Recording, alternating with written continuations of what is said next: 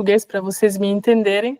E se por acaso vocês não me entendem, podem falar também, falar, Isabel, eu não estou entendendo nada, não tem problema, eu falo de novo.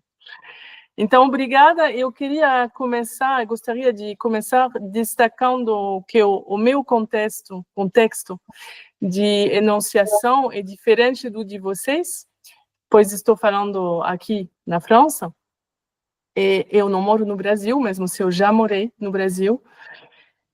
No entanto, as urgências socioambientais são globais e nossas condições de vida... Tem alguém que está falando? Não sei se... Tudo bem? Estou ouvindo Eu parei porque eu estou ouvindo uma pessoa assim. Tudo bem?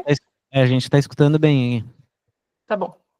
Então, no entanto, as urgências socioambientais são globais e nossas condições de vida e de existência são baseadas na coexistência, justamente, e nas interdependências. É por isso que eu estou aqui com vocês, para trocar ideias e construir novos conhecimentos transversais. Acho muito pertinente, aliás, pensar a vida e a existência por meio de dinâmicas rizomáticas. Eu acho que o Cláudio Azevedo, que, se não me engano, falou disso ontem ou hoje, porque como tem 5 horas de decalagem, ontem, tá certo. Então, eu vou também nesse sentido de dinâmicas rizomáticas que foi conceituado pelo Félix Guattari, mas também pelo Édouard Glissant, filósofo e poeta francês dos Caraíbes. Então, obrigada, gente. Estou muito feliz para poder apresentar o meu trabalho aqui nesse seminário. O meu ateliê se chama, então, como vocês sabem, Territórios Existenciais, para uma outra abordagem da alteridade. Gostaria de conduzir esse ateliê em torno de 3 momentos complementares. O primeiro momento, darei mais explicações sobre os conceitos operacionais que eu estou mobilizando na minha pesquisa e, por extensão, na produção dos vídeos. Tem alguns que vocês estão vendo aí na universidade, na exposição, e tem um outro que eu vou apresentar durante o meu ateliê. Então, esse é o primeiro momento. De forma cruzada, o segundo momento vai ser justamente a mostra de alguns trechos de vídeos, e com isso vou ser ajudada com a Raíza, ela vai mostrar os trechos, a gente já combinou. E aí, por fim, o terceiro momento será dedicado a trocas, conversa com vocês, em torno das coisas que eu vou mostrar e da apresentação que eu vou fazer. Isso vai ser os 3 momentos assim que eu acho interessante colocar assim juntos para vocês todos. O que também é interessante para mim nessa apresentação é levá-los e me levar também numa viagem. Falo de viagem porque se trata de percurso ao mesmo tempo interior, um percurso interior e um percurso exterior para cada um de nós. Mas também é uma viagem no processo mesmo da pesquisa, e eu espero que vocês vão viver essa viagem como eu estou vivendo ela quando eu trabalho. No mesmo tempo, essa viagem vai ajudar a gente para estabelecer outros tipos de relação com a alteridade, aquela alteridade que chamamos de natureza. Ao longo dessa viagem, que também é trajetória e também devir, vai se delinear pouco a pouco uma natureza não no sentido de exterioridade, mas de interioridade. A natureza vai assim se desenhando num entrelaçamento constituído pelos viventes, o vivo, não sei como se fala em português, a gente fala em francês de vivant, entre le vivant, e o vivente, o vivo. Então, entrelaçamento entre os viventes, nas ideias, nos fluxos, nas entidades, nos conflitos também, entre os humanos, não humanos, e, mais além disso, da Terra e, além disso, do cosmos. Nessa viagem, então, vamos focar nossa atenção em lugares diferentes, estou falando geograficamente, mas que estão conectados pelo fato de estar no planeta, óbvio, mas também pelo fato de atenção que vamos buscar para desenvolver, para criar uma nova relação mais conscientes das interdependências e da multiplicidade, da heterogeneidade das existências. A gente vai começar por uma praia no norte do Finistère, na Bretanha, onde foi convocado Legba, o mestre das encruzilhadas do voodoo haitiano, que também se encontra na forma do Exu, no candomblé brasileiro. Fui ele quem abriu as barreiras para o resto da minha aventura. Depois iremos para o Mar de Gavre, no Morbihan, em seguida para a ilha de Molène, que está no Mar d'Iroise, Mer d'Iroise, sempre na Bretanha, em Finistère. Esse trabalho sobre Ilha de Molène, vocês não viram ainda, porque não está na exposição. E para finalizar, a gente vai ver um vídeo que se chama Corpi di Piave, que foi gravado nas margens do rio Piave, no Vêneto, em Itália. Isso é para descobrir outras maneiras de integrar o que chamamos de natureza e assim traçar novos territórios existenciais, onde o que somos, nós humanos, também se torna essa alteridade exterior. Falar com o mar vai ser uma das tentativas, falar com o rio, mas também pode ser tornar-se parte deles, ser um rio, ser o mar, o vento, a água. Foi isso que foi questionado nas atuações e experiências dos vídeos que a gente vai apresentar. Como vocês já percebem, a água está presente em toda a parte da viagem, sem dúvida, porque ela traz consigo e em si mesmo a vida e a morte, a força da vida, e também porque ela é metamorfose permanente. Mas aí, antes de abrir as barreiras com o Legba, eu queria primeiro fazer uma pergunta para vocês e perguntar o que vocês acham que é um território existencial e o que é para você. Cada um tem uma ideia, talvez, do que é um território existencial. Então, eu queria se vocês poderiam, sei lá, compartilhar umas ideias que eu vou anotando também do meu lado, fazer um pouco como se eu fosse na mesma sala do que vocês. O que seria um território existencial para vocês? Oi, boa tarde, professora. Meu nome é Ana Carolina. Eu sou professora aqui do curso de Artes Visuais da FURG. E respondendo à tua pergunta, um território existencial, para mim, é um lugar dentro de mim que ninguém pode tocar, que ninguém pode acessar. Ele é um território da minha existência. E se eu existo fora, é porque eu consegui me compreender por dentro. Então, para mim, esse território existencial, ele está muito dentro da minha psique e dos diálogos internos que eu entrelaço comigo e nos entrelugares que eu passo, né? Trazendo ali um pouco do conceito de Omi Baba, do local da cultura. Então, para mim, é isso, é um lugar que está dentro. Obrigada. Tá bom, obrigada. É Ana Carolina, é isso? O seu nome? Isso, Ana Carolina. Olá, Isabelle, boa tarde, Renato Olá. Barcelo falando, José Renato Olá, Barcelo. Renato. Tudo bem? Tudo. Território existencial, para mim, ele talvez nasça na interioridade, ou seja, no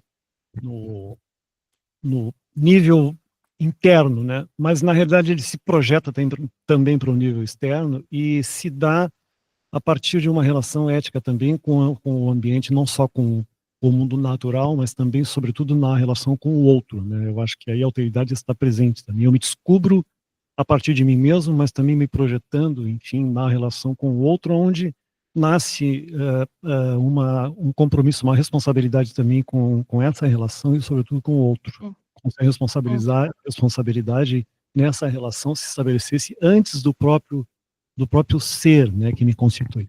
Obrigado. Obrigada, Renato. Tem mais alguém que quer compartilhar uma sensação, uma ideia? Olá, Isabel. Eu sou Alfonso.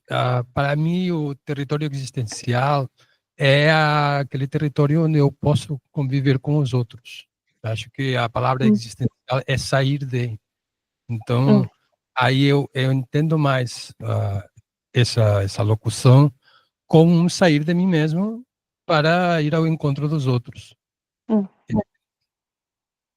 Primeiro que me vem na cabeça com essa palavra é isso. Obrigado, Afonso, é isso? Oi, Isabel, Cleusa. Oi, Cleusa. Pensando aqui que um território existencial, para mim, é uma linha, um limite entre como eu me penso, eu me vejo, eu me organizo internamente, na minha sensibilidade, né? No limite e na fronteira com o que eu sinto, penso e como eu percebo o outro, né? Ou até como a gente tem pensado a outra natureza. É uma linha de limite e, ao mesmo tempo, é uma linha de fronteira, né? Nesse sentido, né? Que há uma fronteira que ela é permeável, né? E não é rígida, e que pode haver nessa fronteira deslizamentos. Deslizamento seria... Deslizamentos, tu pode escorregar e cair de um lado para o outro, não é uma linha segura.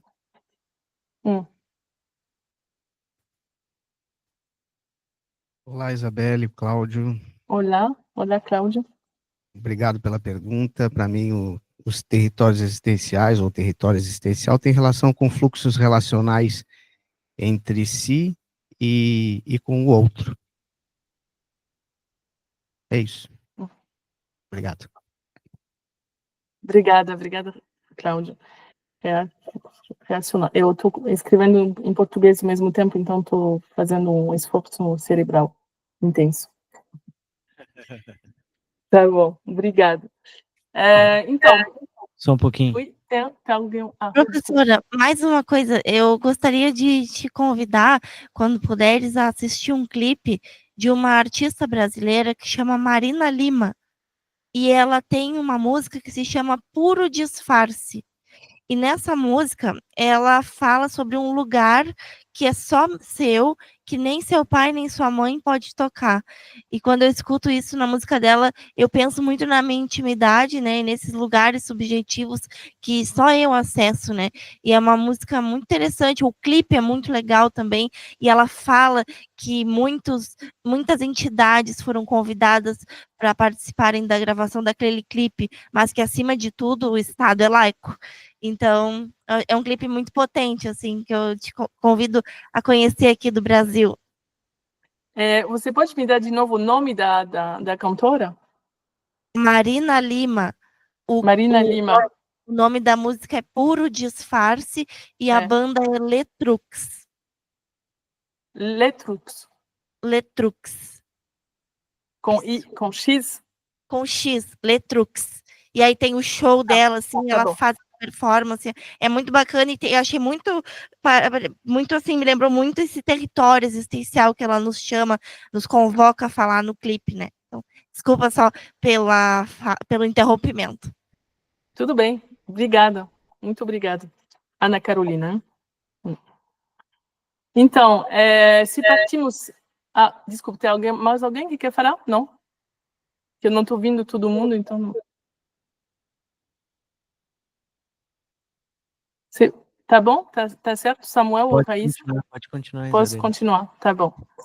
Então, se partimos da hipótese de que os territórios são múltiplos e multifacetados, representados e percebidos em função das experiências, práticas, valores e crenças, então é importante observar em qual forma um lugar, quer dizer, um território, um espaço, pode se organizar, se representar e se contar através das experiências pessoais, íntimas e profissionais, nossas trajetórias também, através de nossas histórias, emoções e afetos. Isso leva a conceber o território não apenas de forma extensiva, mas também de forma intensiva, né? Entre exterior e interior, mas que vocês estão falando, aliás, vocês falaram agora. Seguindo Félix Guattari, o filósofo e psicanalista, Félix Guattari, podemos chamar, então, esses territórios de existencial. Portanto, quando vou falar desses territórios existencial, estamos agora mais ou menos de acordo com a definição, mesmo se ela pode ainda ir mais longe ainda do que a gente está falando agora, hoje. Essas experiências e percepções são, então, individuais, embora atravessadas pela multiplicidade do coletivo, humano e não humano. Não humano. Então, tem um fluxo entre interior, o individual, e exterior, que pode ser o coletivo, mas que também é a alteridade.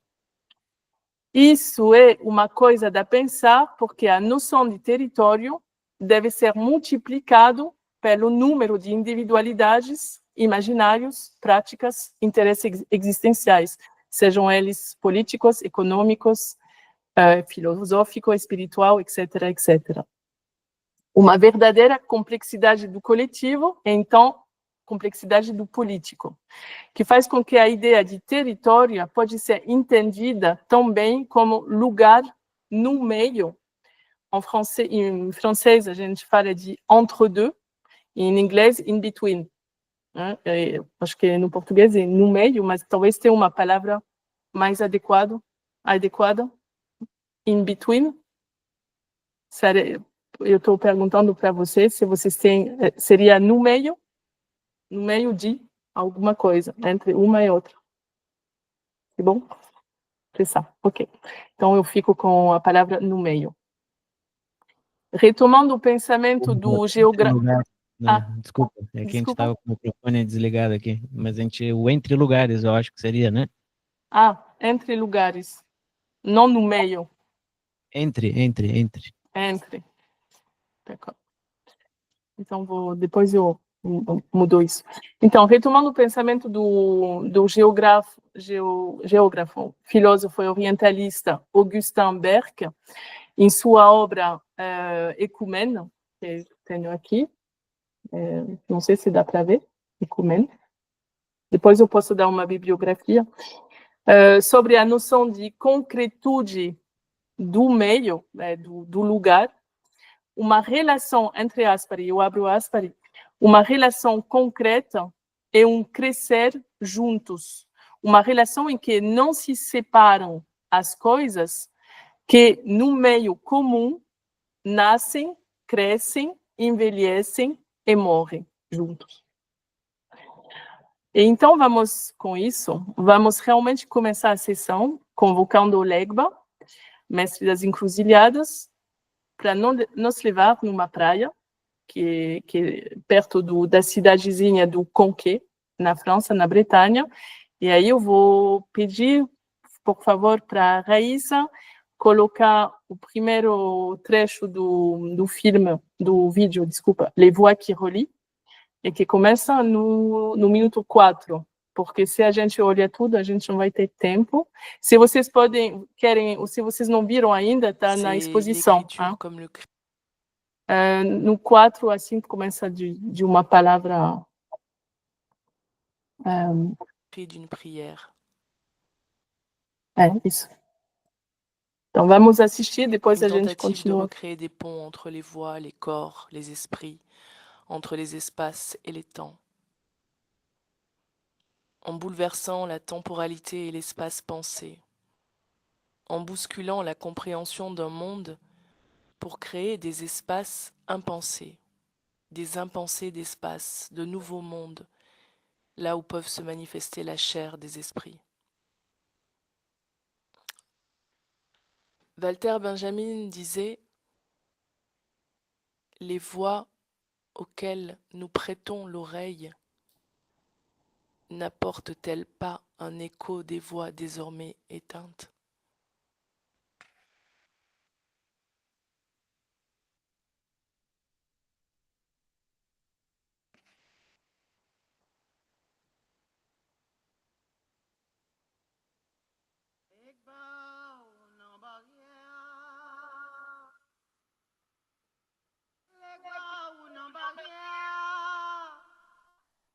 Mais les gars ou non barrière, c'est où qui porte drapeau. C'est où qui paraît soleil pour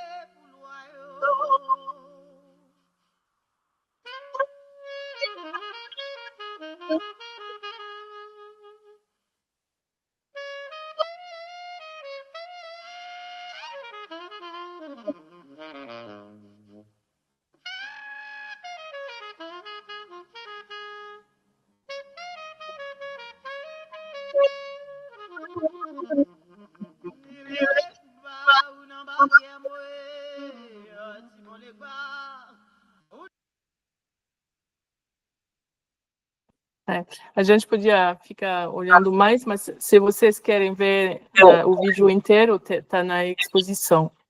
Eu queria só introduzir o Legba e para vocês também entrar no outro registro de atenção ao mundo. Então, é o primeiro trecho.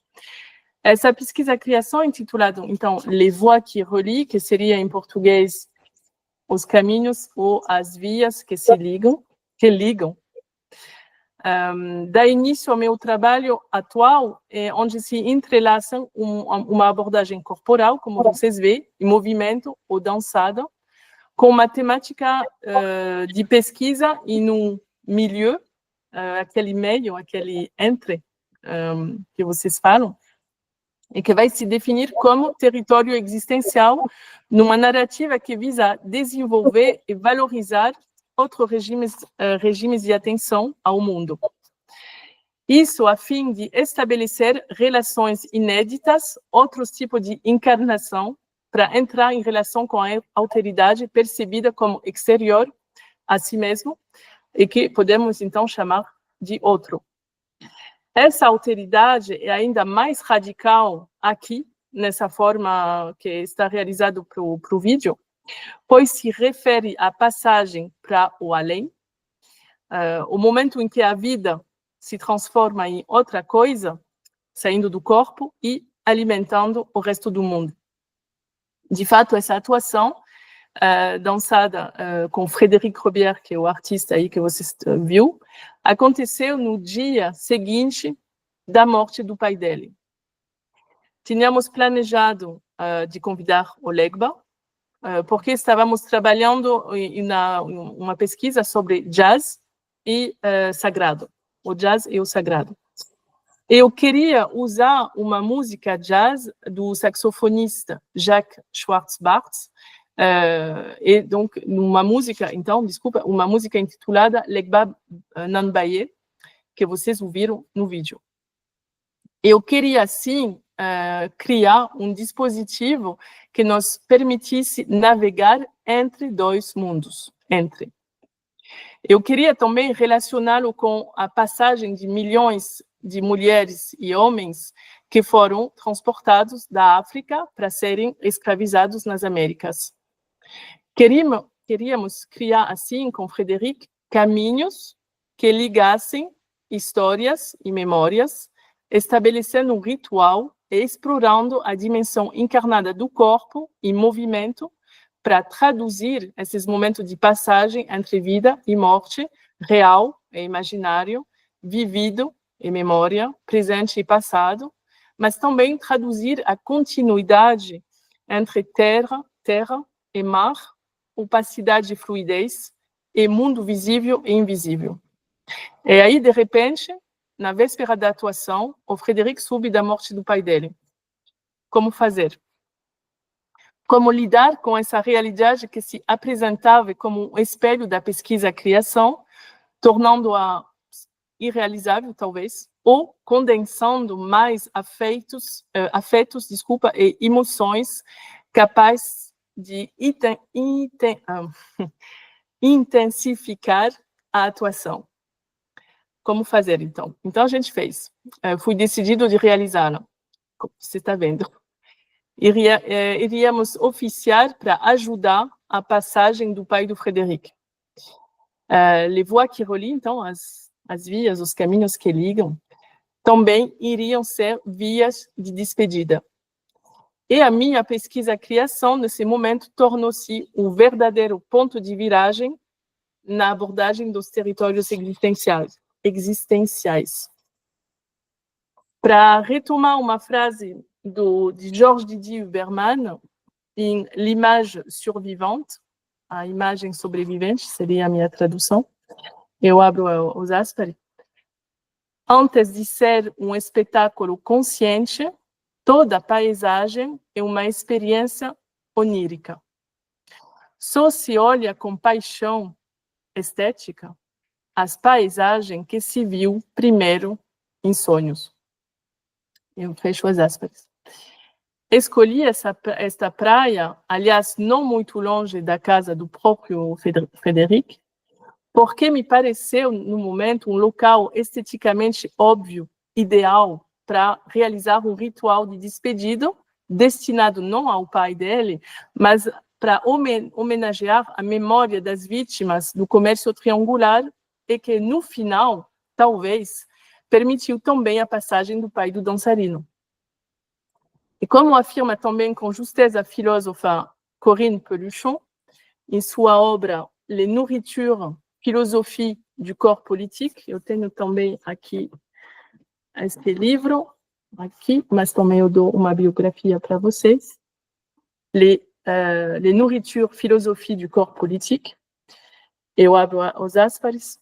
Os rituais determinam um quadro e um espaço de tempo que permitem homenagear aquilo que os seres humanos reconhecem como essencial na vida, ou seja, o momento presente, a harmonia e a atenção dedicada a todos os gestos de compartilhamentos e de troca. Se vocês têm pergunta, não hesitem ou a falar, eu tenho pergunta agora, ou a escrever aí, a anotar, que assim a gente fala depois, né? Então, aqui estamos de novo, a gente está de novo no caminho, indo para o mar, o mar de Gavre, no Morbihan, depois o mar de Roise, na ilha de Molène, e depois na beira do rio Piave. Os artistas que vocês vão ver depois, nos próximos vídeos, são Frédéric Robière, que você já conhece, mas também vai ter Valérie Luong, que é uma artista plástica, e Joaquim Afonso da Silva, que é franco-brasileiro e que é videasta. Todos estão envolvidos na minha pesquisa-criação em torno do desenvolvimento de uma ecofenomenologia, ou seja, da consideração da corporeidade do sujeito que vive mas que vive com os outros, com a natureza, mas também vive dos outros, da natureza. Ele não pode viver sem. E que, então, pressupõe insistir nas condições biológicas sociais e ambientais da existência, deixando de separar o ser humano da natureza, superando o dualismo e a divisão natureza-cultura. Isto é também, eu insisto, numa valorização dos territórios existenciais para levar a uma metamorfose das nossas relações aos viventes, ou ao vivo. De novo, o Augustin Berg e a filósofa Corinne Peluchon, que eu já citei, falam: o ser só pode estar situado, e nessa realidade existencial situada, é necessário reconhecer a alteridade e respeitar a diversidade e a heterogeneidade das formas, práticas e estilos de vida. Como disse a Corinne Peluchon, mais uma vez, abro os aspas, a existência não é apenas individual, como se o horizonte de nossas ações fosse puramente privado. A existência também é coletiva, pois pertencemos a um mundo comum composto pelas obras de nossos antepassados, pela ecosfera em sua totalidade e pela biodiversidade. O método e os processos que estabelecemos na pesquisa-criação que desenvolvo tenta ir nesse sentido. Ele também, é também nesse sentido que essa pesquisa-criação se torna uma pesquisa-ação. Pesquisa-criação e pesquisa-ação. Uma vez que visa transmitir processos e ferramentas, mas também pontos de vista e valores, para tentar compreender a complexidade de uma problemática socioambiental em todas as suas implicações, desenvolvendo uma articulação ecosófica, tal como desenvolvido por Félix Guattari, que ele desenvolve em vários livros, mas tem les trois écologies, as 3 ecologias.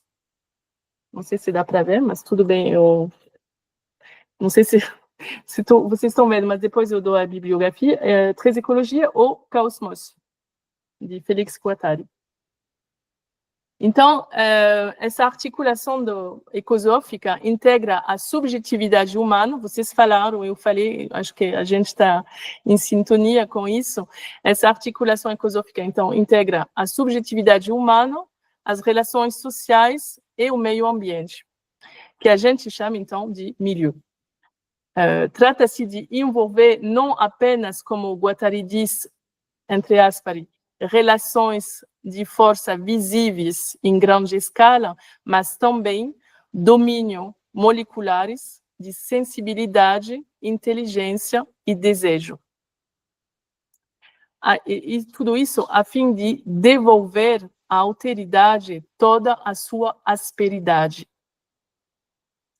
Agora, então, para poder ter o tempo de compartilhar e de conversar, eu vou convidar você a assistir ou a rever alguns trechos do vídeo NACRE, que está na exposição, e de Corpi di Piave, que também está na exposição, e também de Molène, A Vie de Tempête, que vocês não conhecem. Se estiver de acordo comigo, gostaria que vocês tomassem notas, tentando identificar, na opinião de vocês, o que seria interessante questionar depois e compartilhar com a gente.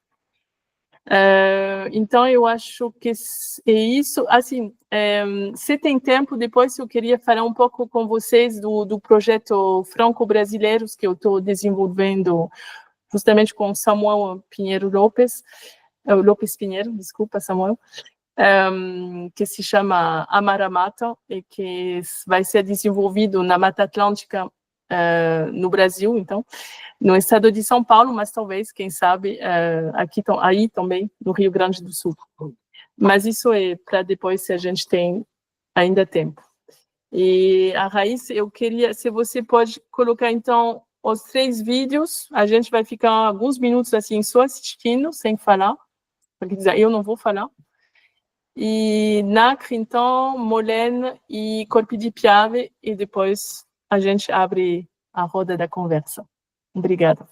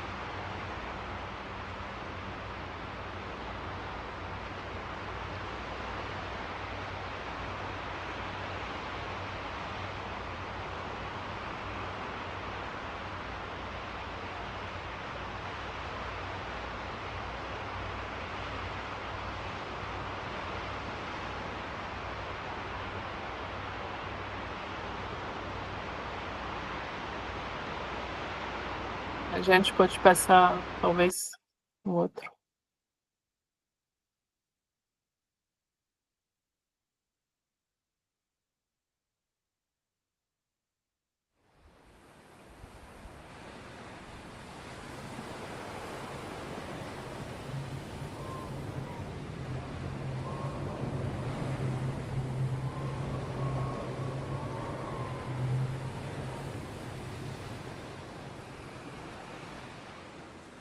Quand j'ai fait 8 ans dans les gros pétroliers qui faisaient le tour du monde, ouais, 8 ans. Ben, nous, on commençait à 15 ans. À 15 ans, la valise, Rotterdam.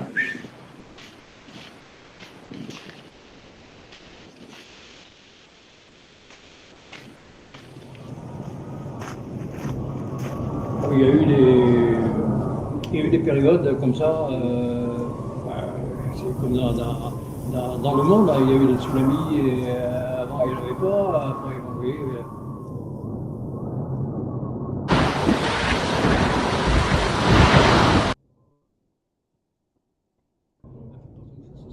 Ça vient. Ce sont des phénomènes qui sont...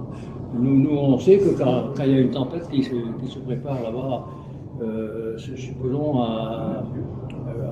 en Amérique centrale ou un truc comme ça, attention, parce que ça vient ici.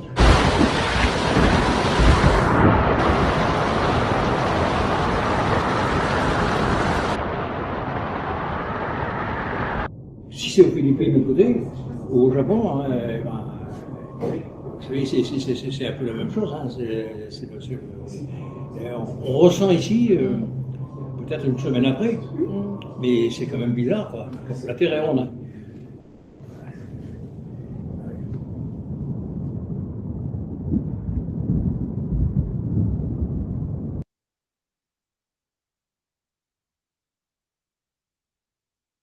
Então, o último que é no Vêneto, na Itália.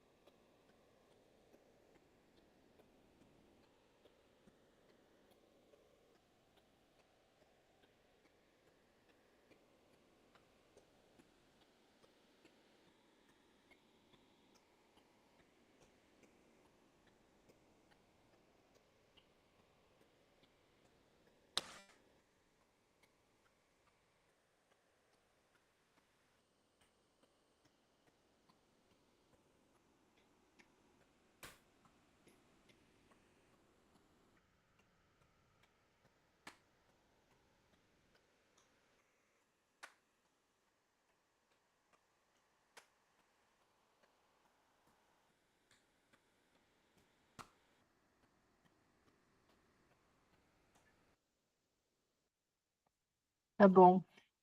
Para vocês, os vídeos estavam ok ou estava tudo cortado assim? Porque para mim era uma coisa meio estranha. Não, A tava bem. qualidade do... Ah, sim? Ok, A então gente sou eu. ouviu bem, e viu bem também. Tá bom. Passamos, Tá, Isabelle, obrigada. não passamos por um momento de troca, tu acha? Isso mesmo. Alguma pergunta orientadora, assim, para o pessoal? Eu tenho uma... não sei quem viu os vídeos antes dessa conversa da minha apresentação, se vocês podem levantar as mãos para saber se tem alguns que viram ou ninguém viu. Cleusa? Tá. Ah, é Cláudio. Tá bom. Então, os outros não viram. Então, essa pergunta que eu tinha preparado não vale nada. Eu vou encontrar uma outra. Enquanto vocês viram os vídeos e ouvindo o que eu estava falando, como vocês veem agora os territórios existenciais? Mudou a ideia que vocês tinham ou vem se acrescentar de outras coisas que você não tinha percebido, pensado antes? Essa podia ser a minha pergunta primeiro. A gente já tem uma pessoa inscrita aqui, a Raíza, mas primeiro eu queria te agradecer pela tua exposição, pelo teu também esforço, né, de falar o português, está muito bonito, assim, organizado, né, dá para entender muito bem. Obrigado pela tua fala em português, né, para ir nos ajudando aqui também, tá? Raíza. Obrigada a vocês.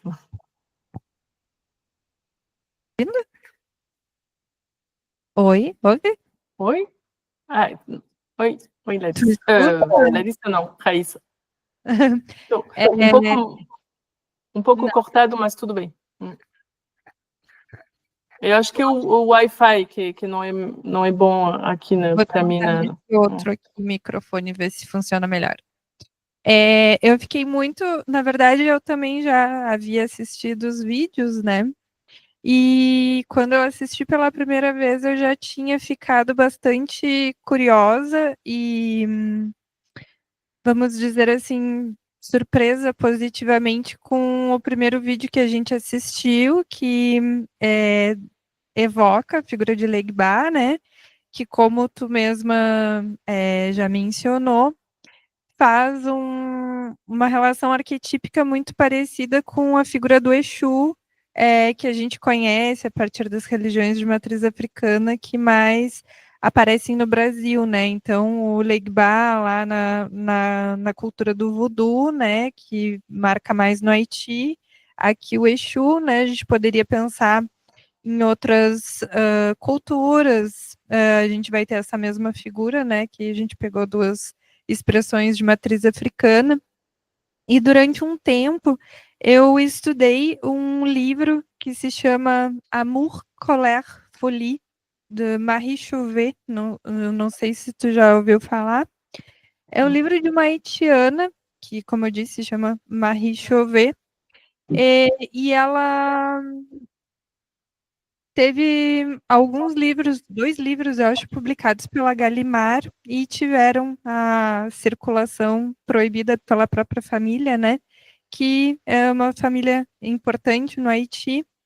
Mas a Marie Chauvet acabou ficando conhecida pelas cartas que ela trocava com a Simone de Beauvoir.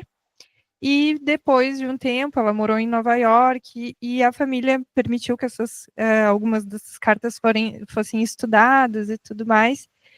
E eu fiquei justamente curiosa, em parte do que tu já sinalizou, que não ouviu falar da Marie Chauvet, né? E eu ia perguntar disso, se nesse tempo tu terias estudado, porque justamente esse livro traz bastante a relação da cultura crioula, né? Também da ditadura no Haiti e esses aspectos religiosos, né? Então, quando tu falou dos territórios existenciais, eu pensei que na leitura do livro eu conseguia ter um pouco dessa dimensão do território existencial marcado ali pelo eu lírico da autora, né? Muito a partir dessa creolização, né? Um eu lírico vivendo fortemente a ditadura haitiana, confrontada pela possibilidade de ter estudado francês, né? Conseguiu tomar uma educação formal francesa, e muito tocada, às vezes, pelo recalque e às vezes pela expressão do voodoo, né? Na figura do Legba. E enfim, eu não perguntei nada e falei um monte de coisa. Então, mas eu não tinha pergunta? Você não tinha, na verdade? Ou sim? Talvez tinha. Não. Não tinha, era mais essa, se tu tinha lido esse livro da Marie. Não, mas vou ler. Agora que você me falou, eu vou ler. Mas sobre a questão da criolidade, ou criolização, isso marca também todo o trabalho, quando eu estava em tese, que eu fiz na Sorbonne Nouvelle. E eu até faz tempo vai ser publicado um artigo numa revista de teatro que eu escrevi, que se chama o Transarte, a arte da emancipação, mas talvez tenha a ver com essa questão da criolidade, que tem a ver também com o que a gente chama de marronner, nos Caraíbes. Marronner é sair da plantação, sair da casa da senzala, da casa do mestre, para fugir, mas aí fugindo tem que inventar um outro jeito, uma outra forma de vida, mas que tem a ver então talvez com a questão da emancipação, mas dos espaços, como on va dire en português, que constrangidos, que forçam a viver de um jeito, quando você não quer, coercitivo, de um ambiente coercitivo, foge da coercição para poder inventar outra coisa. E talvez a Marie Chauvet, com a ditadura no Haiti e com essa dicotomia com o voodoo, ela fala também disso, talvez, mas eu não li o livro, então vou ler. Talvez seja uma outra pergunta.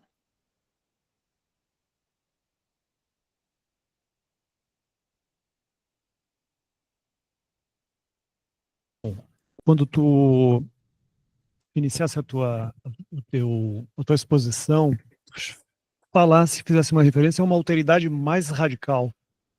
E nessa alteridade mais radical me chamou muita atenção, porque a gente já considera a alteridade em si como uma coisa radical, né? E de radical que vai à raiz, né? Coloca exatamente uma dimensão que ainda não foi pensada, como, por exemplo, a metaética, e nesse sentido uma metaecologia também e tal. Mas faz a referência, quando fala em alteridade radical, e uma ligação com o além-mundo, né? Aquilo que está além. E na interpretação do ator, esqueci do nome dele. Do Frédéric. Frédéric, tanto no segundo vídeo, como também agora no Vêneto, da questão do Vêneto, me dá a impressão, e há uma dimensão assim de dúvida também nesse sentido, que ele, aqui no Brasil, nós chamamos de incorporar o espírito, né? Ou seja, ele trabalha no sentido de exatamente receber a espiritualidade e se manifestar enquanto corporeidade também, mas ocupada, vamos dizer assim, por uma dimensão extramundo, né? Então, a pergunta é se é isso mesmo, e para mim acrescentou ficou muito concreta a ideia da alteridade radical, né, nessa dimensão, na possibilidade dele receber e fazer essa ligação no mundo real, no mundo, né, como conhecemos. E no... Obrigado. Só para responder para o Renato, o Frédéric, ele faz dança buto. Então, o buto, que eu não falei disso, porque senão eu ia falar de muita coisa, não ia, mas aí eu posso falar agora. Ele faz dança buto. Ele aprendeu com dançarinos japoneses de buto na França. Ele está sempre fazendo workshop e continuando aprendendo buto. Então, a dança buto, para ele, é entrar justamente em relação com o outro, essa alteridade radical que eu falei, que ele vai buscar em cada coisa que ele vai encontrando no território existencial dele, mas também onde ele está. Quando a gente está na praia, quando a gente está na beira do Piave, sei lá onde, ele vai encontrar, sei lá, um som, uma coisa na pele. No Vêneto tinha um monte de mosquitos, a gente estava assim, de mosquitos, a gente não aguentava mais, mas ele se nutria disso para dançar. Então, se você pergunta para ele, bom, ele não está aqui, ele não fala português, mas um dia, talvez, ele vai estar aí com vocês, ele vai falar, para mim é muito simples, o que eu sinto vai se transformando em um movimento. Esse, para mim, é o Butô, ele é muito terra a terra. Mas quando a gente fala com outras pessoas, justamente com um coreógrafo que eu amo muito e que conhece bem Frédéric, ele fala do Frédéric que ele é um xamã. Um xamã? Xamã? Xamã. É. Eu acho que também ele é, mas ele não quer falar que ele é. Então, se ele não quer, ele não quer. Mas quando ele começa a dançar assim, nos lugares onde a gente trabalha, pesquisa, ele sai mesmo do corpo do Frédéric. Não tem mais Frédéric. É uma outra coisa. Então, quando a gente estava no mar de Gavre, que ele está cheio de lama, ele tinha decidido, porque era uma pesquisa com biologistas marinas sobre Ruditapes philippinarum, um tipo de ostra, não sei como se chama em português. Ele tinha decidido de devir essa conquilha, esse palourde se chama em francês, palourde japonês. Para comer, são tipo ostras, mas ele tinha decidido de inventar, não, como se transformar nesse bicho, nessa conquilha. E aí ele fica assim, atuando assim, performando sem parar. Eu tenho que parar ele, porque ele vai. Aliás, quando ele sai assim no fim do vídeo, que a gente vê ele desaparecer, não é... A gente está seguindo ele não está escrevendo nada, ele está fazendo, e a gente depois escreve, porque ele vai. Então, essa radicalidade, ele trabalha com ela porque ele faz Butô. Eu acho que porque ele é dançarino Butô. Se ele estava... Eu trabalho com uma outra pessoa, muito boa também, mas que faz dança contemporânea, e ela não tem a mesma coisa, ela não se relaciona do mesmo jeito com aquela alteridade exterior. É isso, para responder, talvez, Renato. Eu acho que a gente não... Escutando melhor agora, né, percebo esse encarnar, né, do Frédéric, né, mas vendo os vídeos eu pensava a atuação dele dessa forma, assim, quase como se fosse uma reverberação ali, como se ele desse passagem para uma personificação daquele território, né? Às vezes ali nas imagens eu pensava isso, assim, de que como se ele tivesse invisível ou semi-invisível para aquelas pessoas ali, mas só um olhar artístico ou poético está vendo aquela personificação daquele território.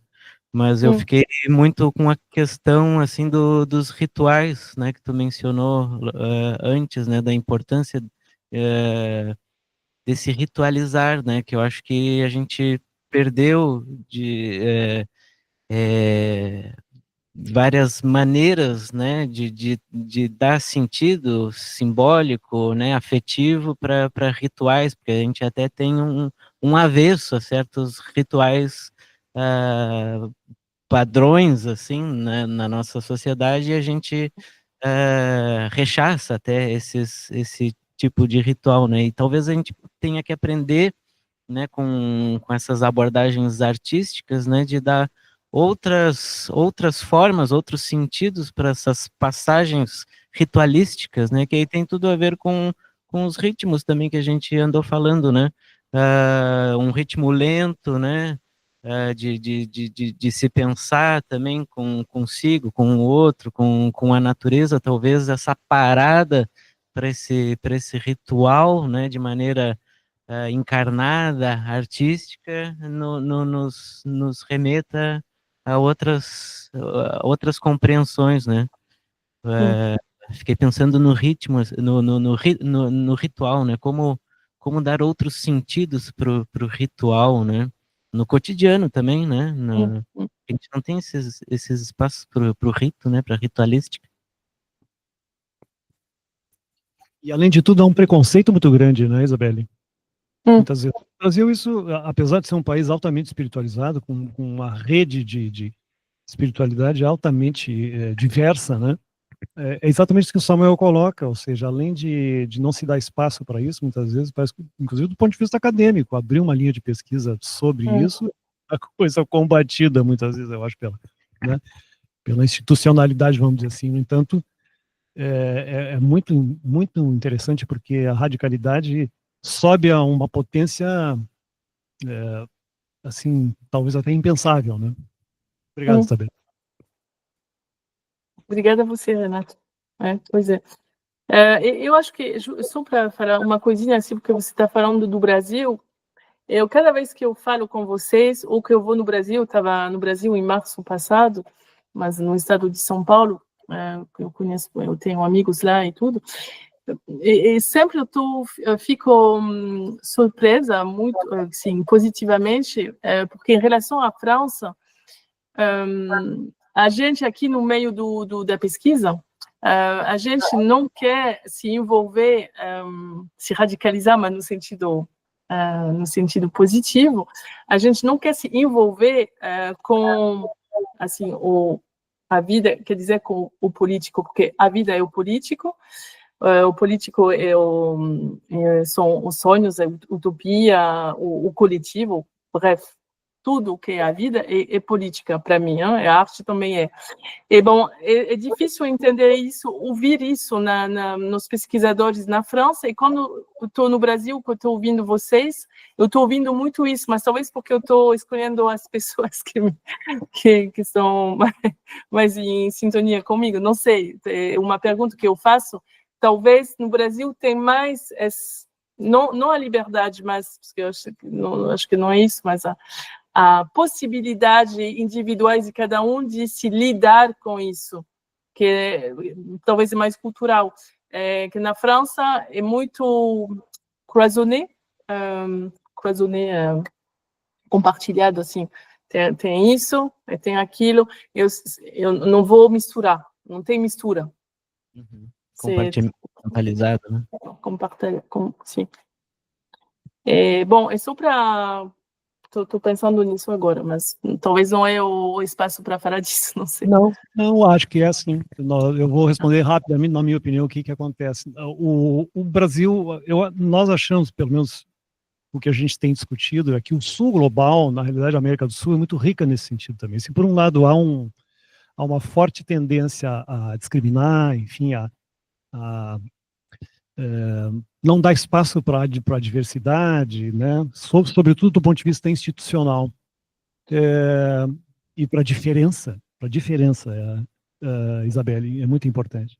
Por outro lado, nós conseguimos, né, por sermos um país, eu acredito que até por termos sofrido o episódio da colonização, sermos um país potente do ponto de vista da contra-hegemonia, né? Então, nós temos aqui também uma crítica ao passo que existe a opressão, entre aspas, nesse sentido, em manipular a diversidade e cegar e impedir que a diferença se manifeste. Nós também temos uma contrapotência, vamos dizer assim, no sentido de fazer isso acontecer. Isso se manifesta em praticamente todos os estados, sobretudo no nordeste, né, do país, no norte do país, é muito forte na região amazônica, na percepção dos seus ritos, sua riqueza de diversidade cultural. Então, isso está muito vivo e acaba influenciando esses outros espaços também. Tá certo. Oi. Oi. Esses dias estávamos numa discussão assim filosófica, na realidade, falávamos sobre essa questão de ritos e religiosidades e coisas, e como era diferente a percepção, que o Brasil é um país laico, mas é um país predominantemente católico, né? E eu fiquei pensando assim, como é diferente, por exemplo, para o amigo aqui que é espanhol, e para nós brasileiros, essa questão de como que se vê a religião, os ritos e tais coisas. E eu fiquei pensando assim, que por muitos anos, muito mais anos do que temos de colonização, são 525, né? Tivemos de existência dos povos originários, com as suas crenças, que, por exemplo, eu sou descendente de indígenas, mas essa etnia já se acabou, não existe mais.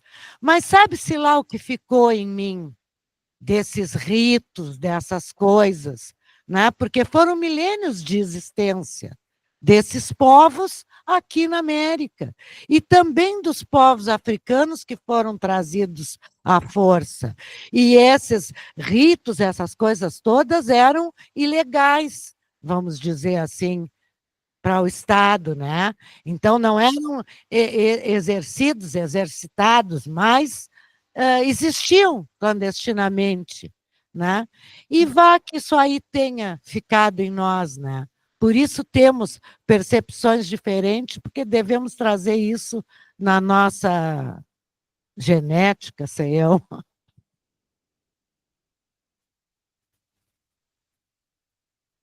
Obrigada. Oi. Eu acho Só que obrigada. essas colocações, né, se a gente pensar nas questões étnico-raciais, mas sempre lembrando que a questão da miscigenação no Brasil, né, e genética é um pouco parte do mito da democratização racial aqui, né? Então, um discurso onde somos todos iguais e, portanto, temos origens isso, aquilo lá. Então, Abdias do Nascimento vai criticar um pouco essa noção, né? E hoje a gente fala muito mais em lugar de fala, né? Então, eu, branca, apesar de minha avó ter origem raoni, sou branca, tenho meus privilégios, né?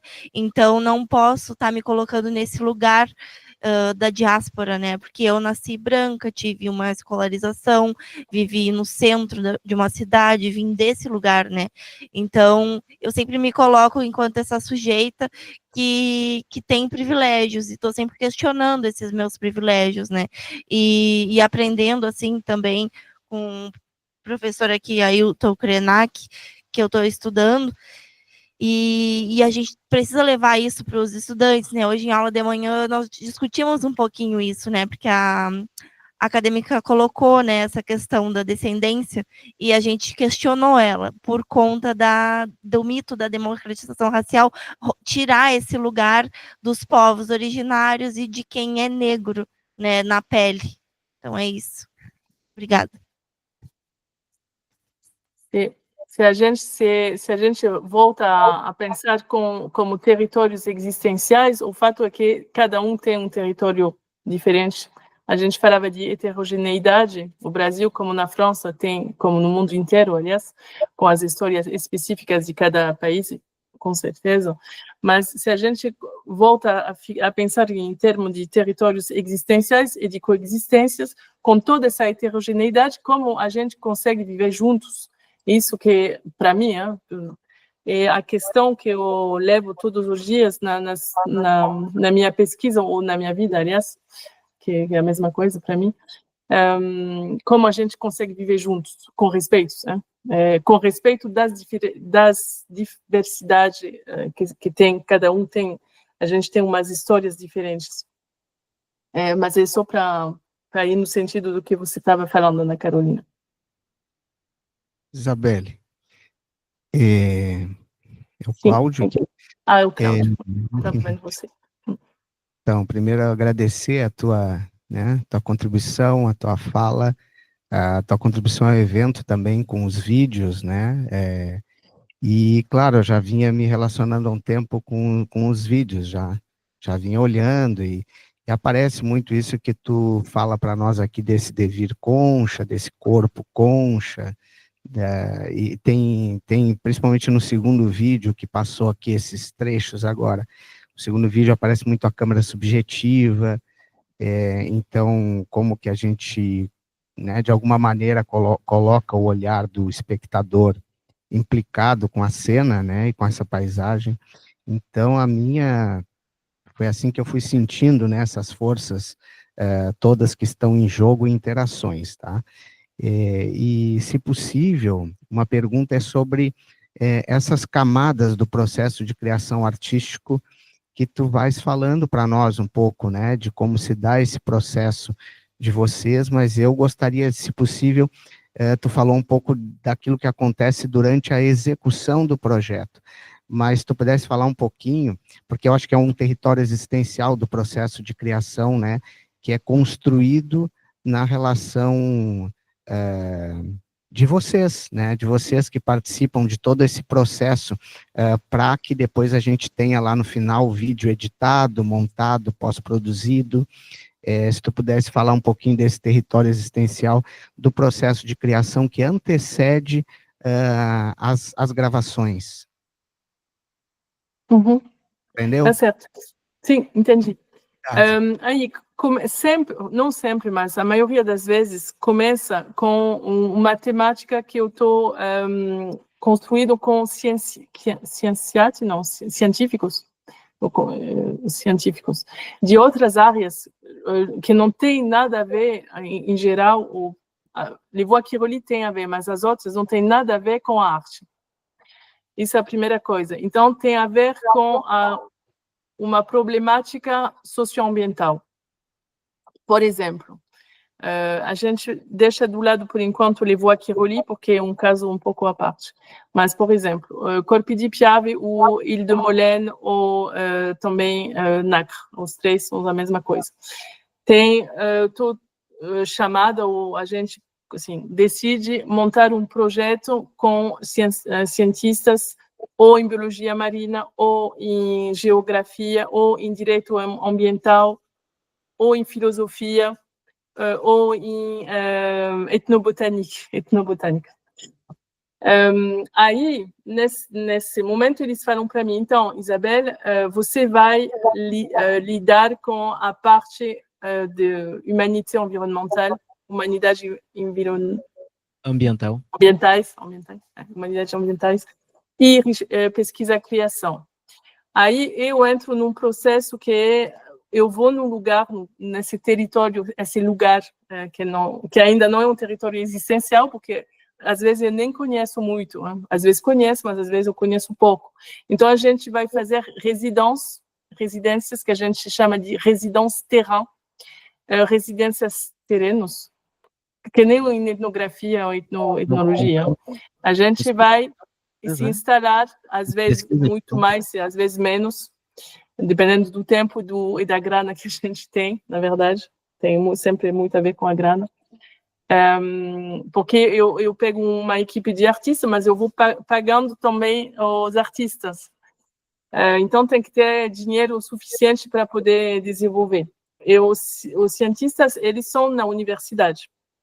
Então, eles são pagos, mas esse é o outro lado da organização, quando a gente está do lado civil, entre aspas, e do lado universitário. Né? Bom, você não me pediu de contar tudo isso, então não vou deixar do lado.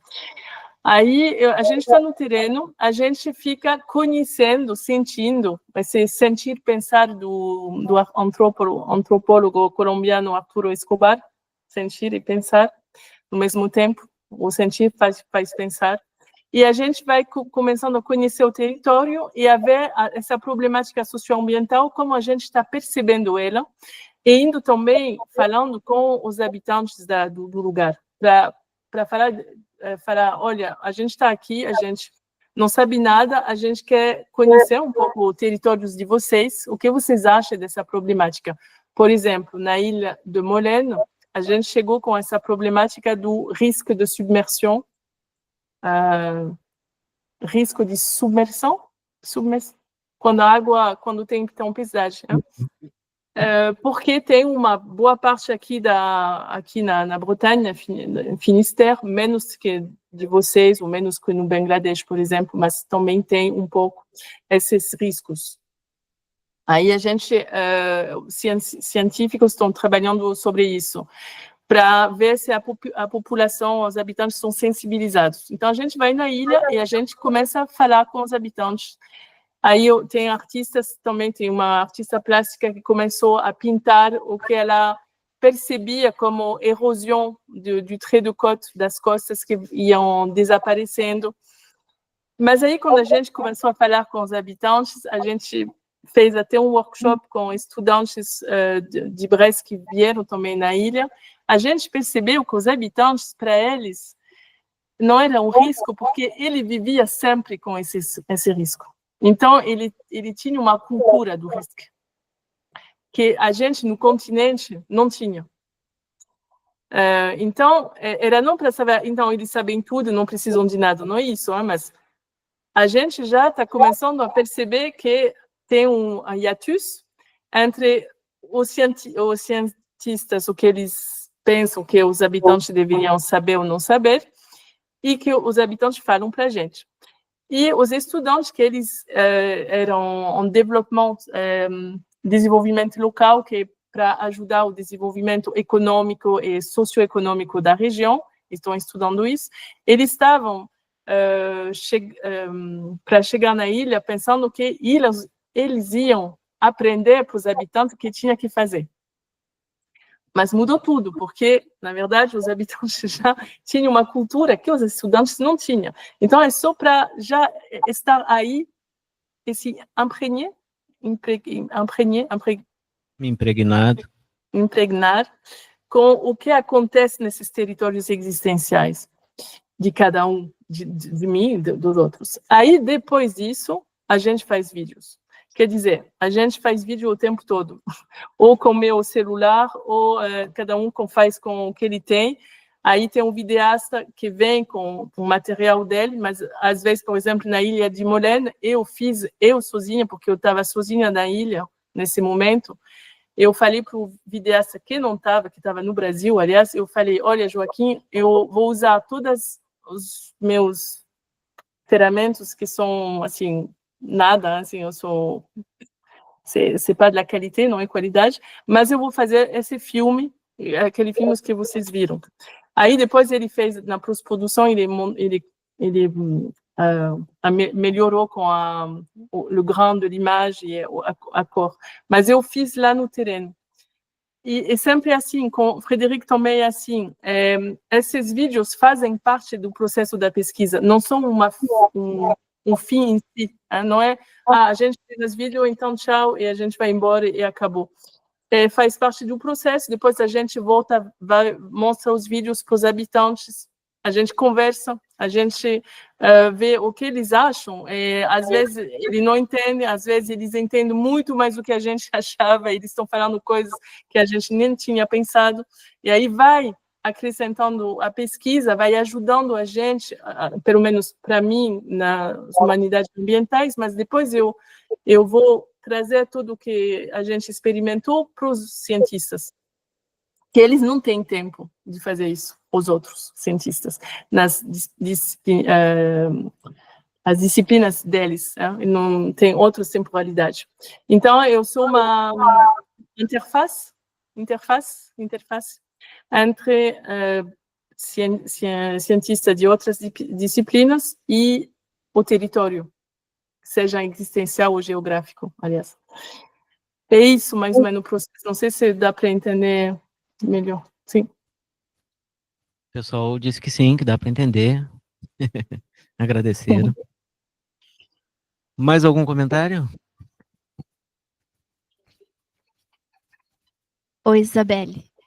Tudo bem? Eu sou a Vera. Tá me escutando? A Vera... Eu não estou vendo você. Ah, sim. Aí, sim, Tá. Desculpa.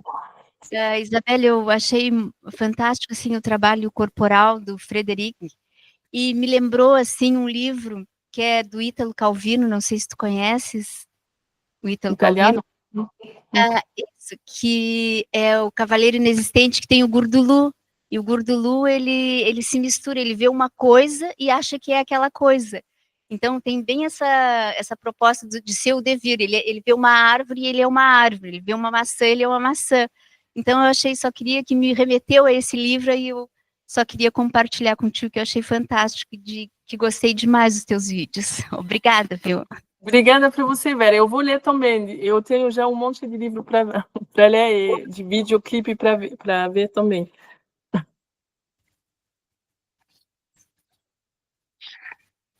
Isabelle, Cleusa. Oi, novamente. Cleusa.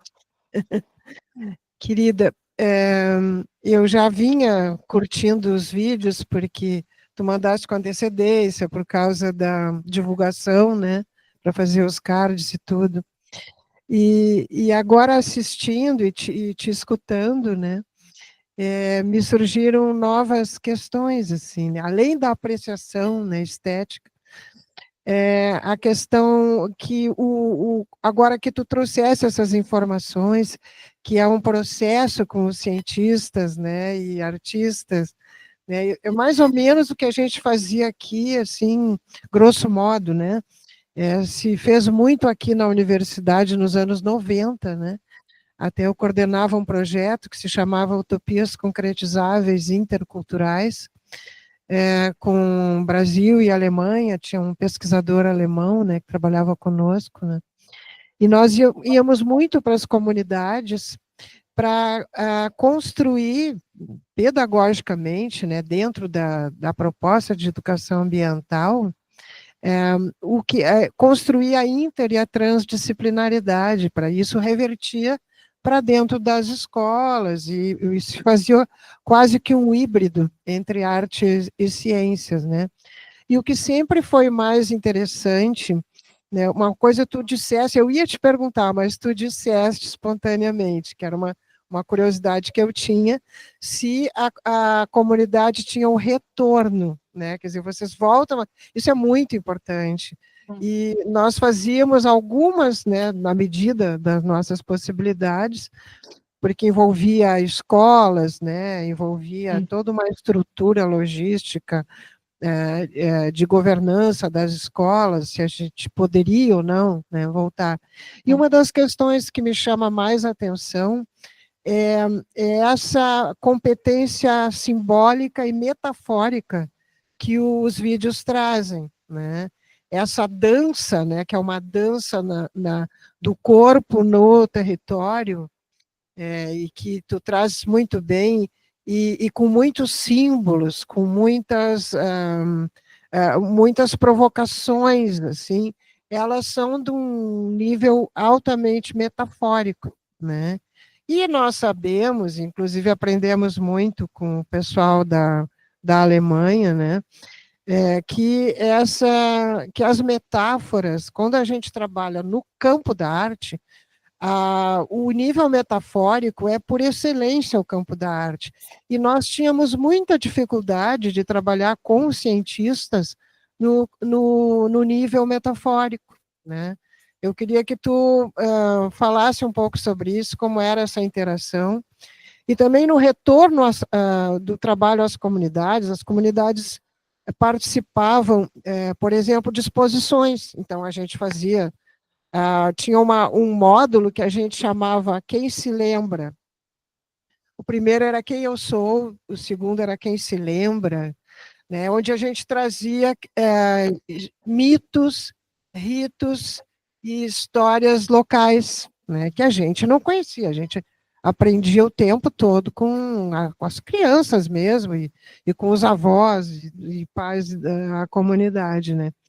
Então, normalmente as exposições, elas misturavam artefatos, seja da pesca, se era uma comunidade pesqueira, né, seja da agricultura, né, familiar, ou simplesmente da beira da praia, as crianças, elas lidavam com essa questão metafórica com muita facilidade, mas quando a gente levava para as comunidades, era complicado. As pessoas viam e às vezes não compreendiam. Então, tem uma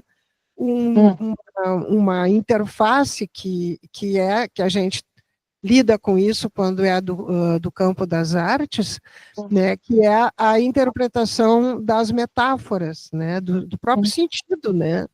E quando é simplesmente uma obra de arte, pode-se dizer, né, que a interpretação é livre, né? O que importa é como esse território existencial ele é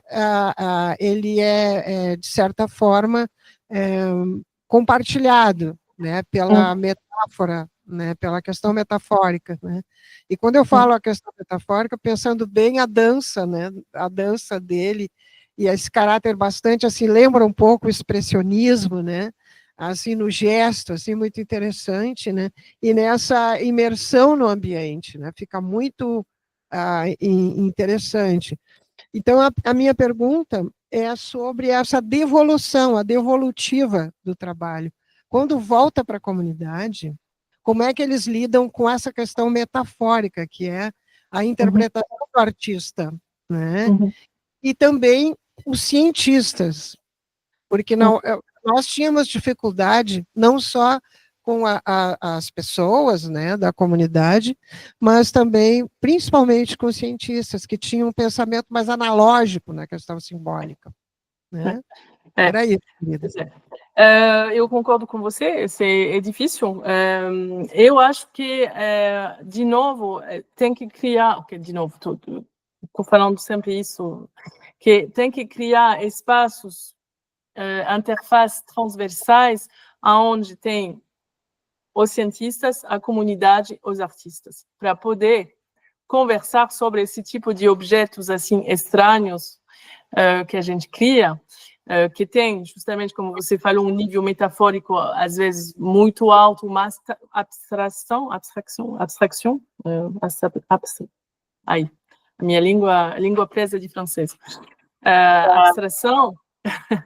E, então, a primeira coisa que eu poderia responder é isso, é criar espaços comuns, coletivos, onde as disciplinas, essa famosa transdisciplinaridade que a gente fala, mas também isso em ato, quando a gente está no mesmo lugar falando sobre um objeto, não falando de eu acho que você tem razão ou não, porque aí a gente não consigo ir muito longe, mas justamente eu falo de objetos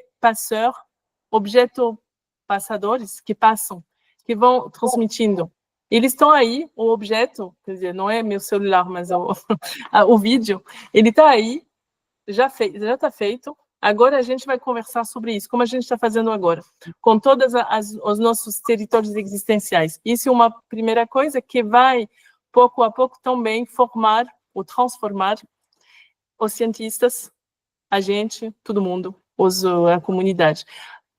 Depois, a questão da como e quem vai se transformar, a minha postura é que talvez a gente vê na hora, porque, assim, conversando a gente vê que tem alguma coisa, talvez a gente vê mais tarde, porque a gente vai conversando de novo com as pessoas, a gente vai cruzando eles, ou talvez a gente não sabe, e vai ser, nossa geração não vai ter nada, mas a outra geração vai ter integrado alguma coisa. Como a gente não é Deus, a gente pode, eu tenho a minha postura, se eu consigo estar mais ou menos de acordo comigo, já é uma coisa. Então, quando vou encontrando as comunidades, o que eu tento fazer já é ouvir, escutar. Para ter um exemplo do Piave, a comunidade que a gente ia encontrar era já muito militante, engagée politicamente. Porque nesse lugar onde a gente estava, lá no Piave, tem uma zona que se chama Zona Natura 2000, que é um programa europeu que visa a preservar biodiversidade em zona preservada. Então, tinha essa zona preservada no Piave, mas a região do Vêneto, ela queria fazer, e ela, acho que ela, infelizmente, ela vai fazer uma gravière, e pegar todas as pedras que vocês viram no vídeo, para fazer je ne sais pas, Samuel, como se diz, une carrière pour enlever tous les cailloux, toutes les pierres. Samuel, não sei se você pode me ajudar. A Raíza que está repassando aqui, juntar todas as pedras do caminho, é isso? Não, tirar, pegar, Tirar, porque tem para fazer prédios. Para fazer areia, para a construção. Então, vai dar muito dinheiro tirar toda essa área de pedras. E tem 3 empresas muito potentes e fortes da Itália que são envolvidas nesse projeto. Aí a comunidade do Piave, aí nesse lugar, está contra esse projeto, porque vai destruir tudo. Então, a gente foi trabalhar com essa comunidade, com a Universidade Ca' Foscari, em Venezia, para colocar um dispositivo que vocês viram pessoal aí na beira do rio, são a comunidade em questão, mas também tem estudantes de Venezia, para fazer uma ação de transformação já de nossos imaginários, para depois poder falar com os habitantes dos povoados aí em volta, e depois portar isso na Universidade de Venezia. Então, a gente fez seminários, conferência, a gente fez um livro que saiu 2 meses atrás, e eles estão colocando tudo isso para poder ter um pouco mais de força contra a região, para poder falar, não dá para fazer isso. Mas aí, quando a gente fez esse dispositivo no Piave, as pessoas que eram do lugar, eu tinha descobrido isso 3 meses atrás, porque a gente fez uma residência, mas eu não estou daqui. Mas eles, com essa performance do Frédéric, eles falaram: a gente está vendo o nosso lugar que a gente conhece muito bem, que a gente ama, do fundo do coração, a gente está vendo ele diferente. A gente está percebendo coisas que a gente não percebia. Porque essa estranheza, essa alteridade do Frédéric e do Buteau, que eles não conheciam, o Buteau, eles não sabiam o que. A gente estava até com medo, porque a gente achava que talvez eles iam falar: nossa, que isso? Que eles iam falar: não, a gente não quer entender, não quer ver isso. Então a gente estava assim, meio com medo, mas aí foi muito estranho, porque eles estavam seguindo o Frédéric enquanto ele fazia 3 horas, hein? A gente fez isso, hein? Ele está gravando 3 horas. E aí eles foram falando, enquanto a gente andava, o Frédéric andava também, a gente seguia ele, a gente estava conversando no mesmo tempo. E nesse território existencial coletivo, que deu uma comunidade nesse momento. E aí eles começaram a falar que eles viam esse lugar diferente, de um jeito diferente. Isso que eu posso também falar mas a gente vai continuar, a gente continua o projeto com eles, então acho que tem que pensar também em temporalidade muito longa. Vocês falavam de ritmo, a gente não pode ter resultados assim. Se tem resultados, e a gente não sabe quais, tem que deixar o tempo passar para a gente, para eles, para todo mundo, e um pouco como des sedimentos, que pouco a pouco vão se acalmando e vão se nutrindo um ou outro, e vai se integrando. Acho que isso é a transformação, que é a pedagogia também, mas é a pedagogia para todo mundo, não é só para o cientista, para mim, para os artistas. A gente está aprendendo. Vocês falam no Brasil, depois eu paro de falar, vocês falam, eu sempre gosto dessa palavra, vivendo, aprendendo. E vocês que falam, não sou eu. Na França não se fala assim. Pessoal, acho que a gente pode ir se encaminhando assim para as conclusões, últimos comentários, né? E temos aqui a Ana Carolina. A Ana Carolina é hiperativa que fica assim, nervosa para falar, né? Não, dizer assim, que o teu material, assim, me instigou muito. Eu sou professora de arte, né? E a gente trabalha com o conceito de nutrição estética, que é a partir da mediadora cultural Miriam Celeste Martins, que ela é de São Paulo, e ela escreve muito sobre mediação cultural, nutrição estética, objetos propositores, né? Então, esses elementos, assim, nos levam a pensar, né? No melô do artista lá dos anos 2000, né? Não tem explicação, não tem. Por quê? Porque algumas coisas não têm explicação, elas são subjetivas para nós.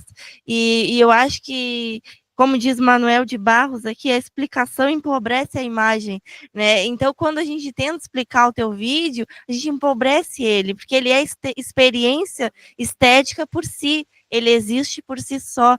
Então, ele já é nutrição para os nossos sentidos, né? As teses.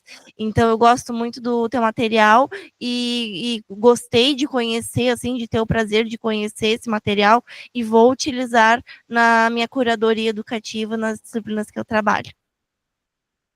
Obrigada, Ana Carolina. Oi, eu não falei meu nome quando falei Uhum. da primeira vez. Meu nome é Margarete, mas o pessoal me conhece como Badá. Badá? Badá, isso.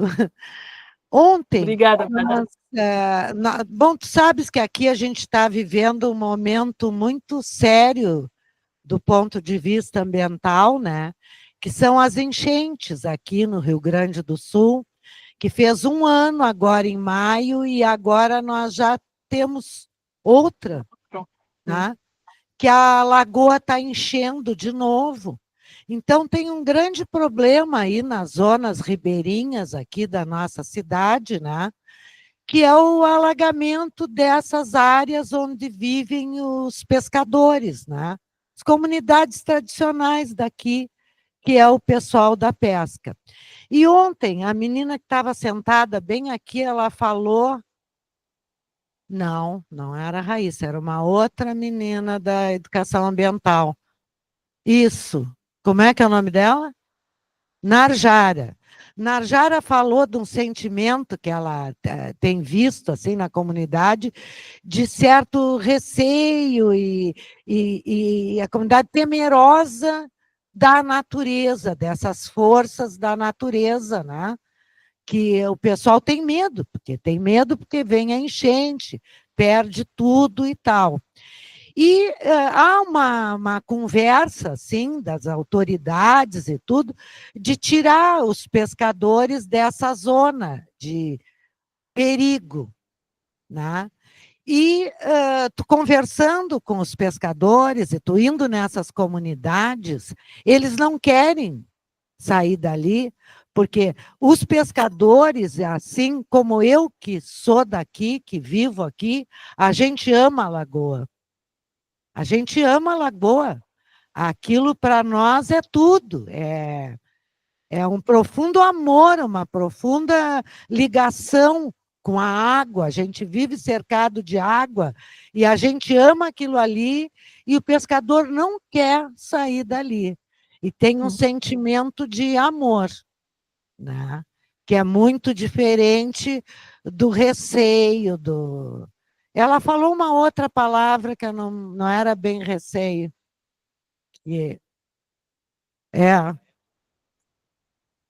Isso, que inclusive deixava as pessoas doentes a ponto de ter que tomar remédios e não sei o quê.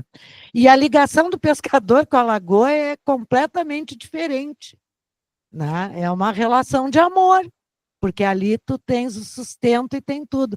Então, eu vi nessa tua fala que diz assim, olha, a comunidade tinha uma outra visão daquele espaço, diferente dos cientistas, né?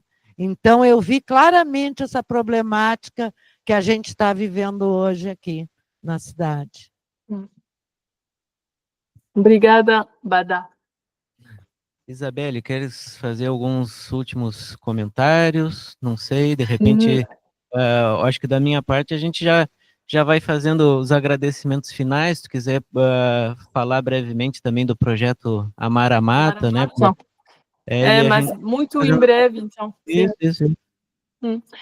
O projeto Amar a Mata, então, começou com a vontade, o desejo de uma comunidade, de uma associação que se chama Vale dos Lagos, perto da cidadezinha de São Lourenço, que é a mais ou menos 1h30 no sul do estado de São Paulo, no sul da cidade de São Paulo, que está no meio da Mata Atlântica, e aí a gente está com essa comunidade montando um projeto em volta que a gente chama de habitabilidade, l'habitabilité, o jeito de habitar a Mata Atlântica e de preservar ou não, mas eles querem preservar a Mata Atlântica.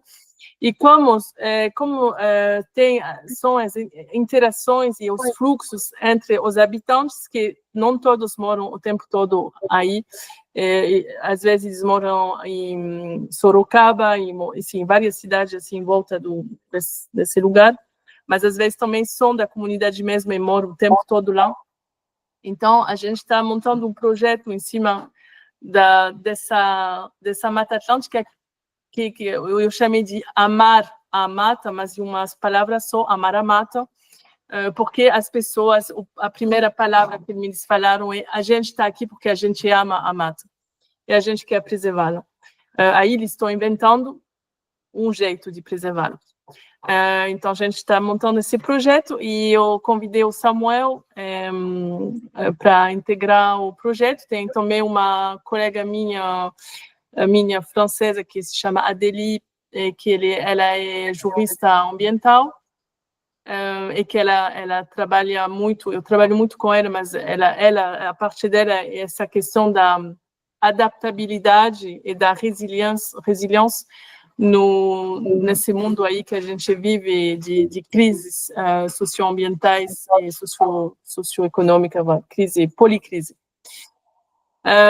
Então é isso, a gente está com esse projeto, a gente está fazendo apelo a projeto, não sei como se chama, editais, para ter a grana, para levar os artistas também no Brasil.